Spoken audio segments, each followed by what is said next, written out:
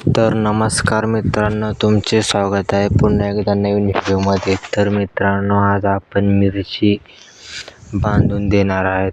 जसे की हवेपासून अथवा पावसापासून जर आपण मिरची सुरक्षित ठेवली तर ते मिरची एक बाजूला कलून जाते किंवा फांद्या मोडून जातात, त्यासाठी बांधून द्यावे. आणि तसेच मिरची बांधले तर आपल्याला फायदा पण जास्त होतो. ते झाड चांगले उत्पन्न देते आणि हवेपासून त्याचे संरक्षण होते. जसे की तुम्ही बघू शकता, हवा सुटल्यामुळे किती झाडे हालत आहेत.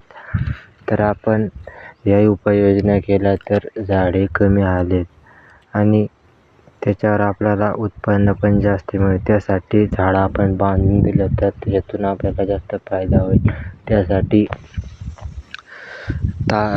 तारीच्या साहाय्याने फाउंडेशन करून ते बांधले तर ते चांगलेच ठरते. त्यासाठी मिरची बांधून दिलेली योग्य ठरेल. आणि तसेच बघायला गेलं तर आपल्याला मिरचीला फवारणीसुद्धा चांगल्या पद्धतीने करता येते. त्यासाठी झाड एकदम मधोमध राहिले तर आपली त्याला फवारणीसुद्धा चांगली करता येते. त्यासाठी ही उपाययोजना करा.